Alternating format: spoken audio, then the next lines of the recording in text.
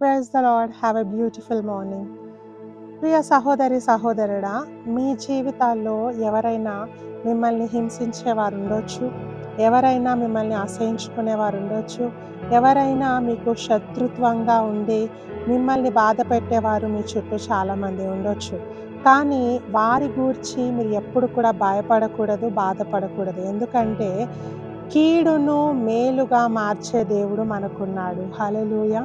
ఎవరైనా మీకు కీడు తలపెట్టాలనుకున్నా, ఎవరైనా మీకు హాని చేయాలనుకున్నా, ఎవరైనా మీకున్న స్థాయి నుండి మిమ్మల్ని కింద పడేయాలని అనుకున్నా, దేవుడు ఆ కీడును కూడా మేలుగా మార్చగలడు. హల్లెలూయా. వాక్యం చెప్తా ఉంది, ఆదికాండము 50:20 చదువుకుందాం. మీరు నాకు కీడు చేయను ఉద్దేశించితిరి కానీ నేటి దినమున జరుగుచున్నట్లు అనగా బహు ప్రజలకు బ్రతికించున్నట్లుగా అది మేలుకే దేవుడు ఉద్దేశించెను. ఇక్కడ యోసేపు అంటా ఉన్నాడు అన్నలతో, మీరందరూ నన్ను చంపాలని, నాకు కీడు చేయాలని ప్రయత్నం చేశారు, కానీ దేవుడు దాన్ని మేలుగా మార్చాడు.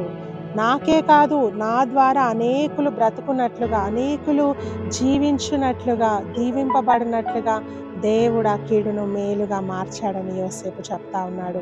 ఈరోజు నీ జీవితంలో ఏ కీడు ఉందో ఆ కీడు గురించి దేవునితో నువ్వు ప్రార్థించు, ఆయన మీద నమ్మకం ఉంచు.